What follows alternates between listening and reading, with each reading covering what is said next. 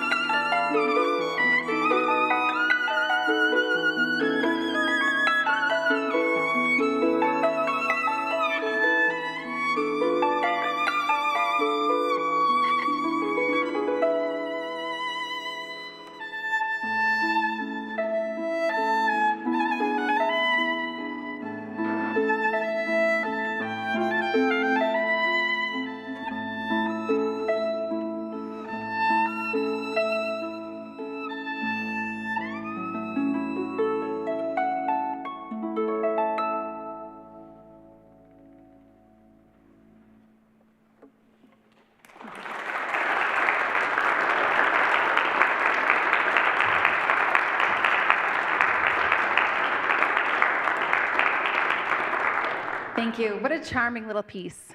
To me, the Serenade is really a go-between between the composer and whom he dedicated it to. As we move on into the part of our program where we feature women composers, I would like to share with you a brief account of Amy Beach.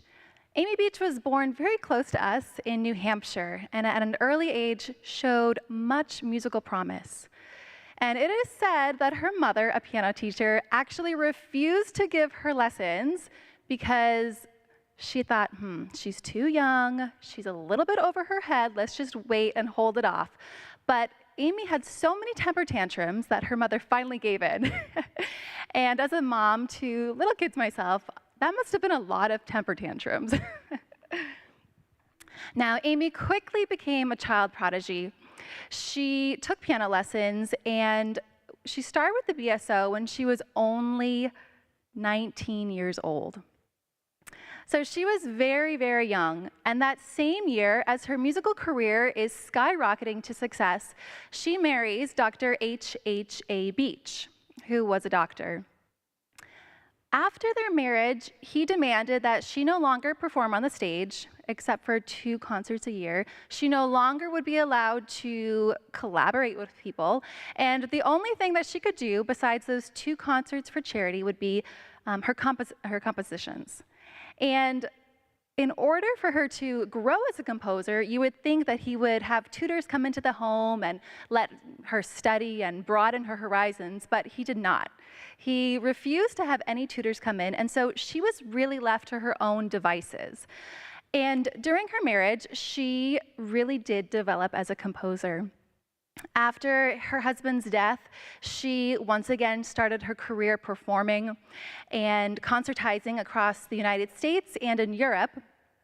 And despite all the work she had to go through, the hoops she had to jump through, she was really a renowned and highly sought after woman composer. Now, this piece we'll share with you, Berceuse, is a lullaby, and it's taken from a 3-movement work for violin and piano.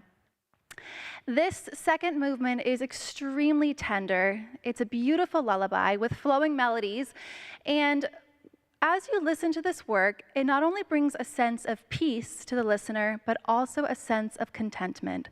Perhaps that's what Amy Beach found in her life's journey. So this is Berceuse, a lullaby.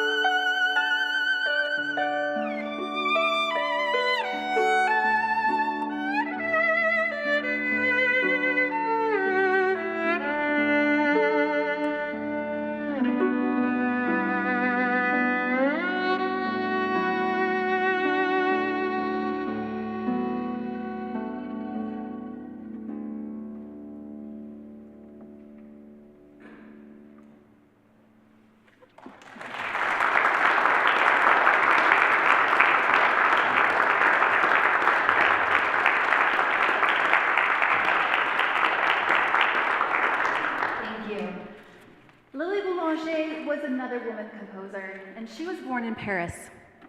In her short 24 years, Lily left behind a beautiful legacy. Her parents, both pianists, met while her mother, who was a Russian princess, took lessons from her father. Her paternal grandparents were also renowned musicians, and her sister, who was a few years older, her name was Nadia, was also a very famous musician. When Lily was young, she accompanied her sister Nadia to the Paris Conservatory to sit on some classes. And there she gleaned so much information. She really just soaked everything in like a sponge. And when she was able to go to the conservatory herself, she excelled greatly. Lily was rather sickly due to a childhood illness, but she didn't let that stop her. In 1912, she competed for the Prix de Rome, but because of her health, she had to step out during the composition. The following year, she decided to compete again, and this year she did win at the age of 19. Now, much of her music was influenced by the death of her father. Her father was 77 when she was born, so naturally she wouldn't have very many years with him, but his death nonetheless greatly affected her. And these emotions, the sadness, the despair, can be heard especially in the next piece we'll be performing. Nocturne is a piece evoking images of night, with moments of deep melancholic themes and climactic bursts of joy. Lily's short life left behind this character piece that still touches listeners today.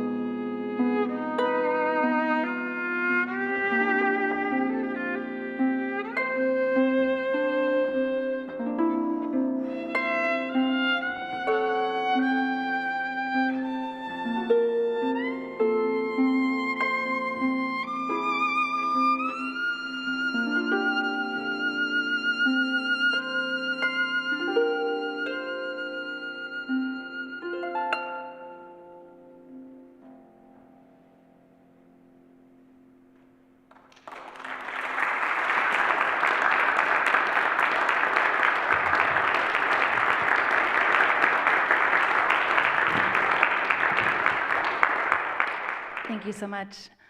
Our last character piece, Promenade à l'Automne, is translated in English as an autumn walk. To me, those autumn walks are the most special when it's a little bit overcast. You feel the rain starting to come. You look at the brilliance of the colors in the leaves starting to turn, and you feel that first chill in the air. To me, those autumn walks encompass a sort of sadness because you realize that summer is over. You're looking forward to months of cold and dreary weather. But yet there's a special beauty in those last final moments of fall as it turns into winter. And this piece is one of those moments to me. That's what I'm envisioning when I'm playing this piece. And my mom will tell us a little bit more about how we found this piece from her harp teacher, Carl Swanson. So Marcel Tournier was a favorite composer of my harp teacher, Carl Swanson. And when I would study Tournier's pieces, he would tell me about meeting Tournier's widow. She told Carl how Tournier was very methodical about how he notated his music and his composition, given the harpists a roadmap, you could say, for the interpretation that he envisioned for his compositions. It has been written that his own teaching and compositions focused on atmosphere and ambiance, as you have heard in some of his music. Lily Boulanger, interestingly enough, was a harp student of Marcel Tournier during her time in Paris. And as you heard in her nocturne, she also focused on the atmosphere and ambiance that she tried to create, and maybe Tournier had a direct influence on her compositions. Following the examples set by Tournier's harp teacher, Hasselmans, who was the Paris Conservatory, the Promenade is dedicated to one of his young students. At that time, they composed a lot of pieces to match the ability of their harp students. And it is a piece written for and played by a young student learning the harp. However, the simplicity of this piece does not diminish the beauty of the Promenade.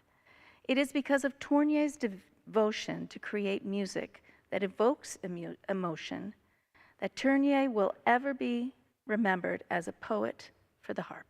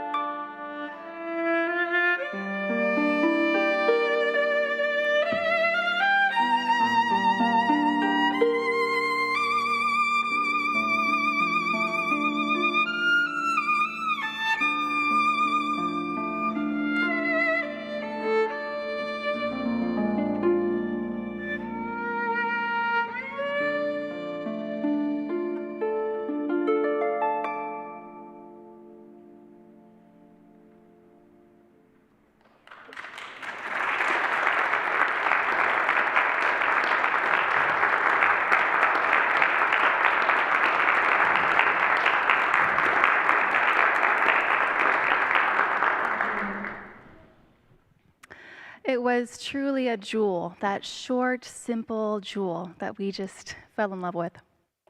The culmination of our program is entitled Fantasy by Camille Saint-Saëns. And this exciting work for harp and violin is a single movement composition, so there's no breaks. But yet, there are 4 distinct sections, and each of these sections are marked by complete silence, and the next introduction of the next theme comes immediately after that. These 4 sections have distinct characters, much like the character pieces we chose for the beginning portion of our program. The first character includes the introduction of the main theme, which is light, flowing, soaring. The second character is more romantic and lush, with dense texture in both the violin and the harp. The third section, while being extremely challenging for us, is supposed to be grazioso. It's supposed to be graceful, light, easygoing. Now, the final section is my favorite because it just begins with this very simple rhythmic ostinato or repeating bass line in the harp. The violin sneaks in with a very simple line, and then gradually the composer adds interest by doubling and then tripling the speed of the violin part. Now, this compositional tactic, in addition to the steady ostinato on the harp, creates a feeling of tension and excitement. And all of that excitement gradually spirals down to a simple recap of the first theme.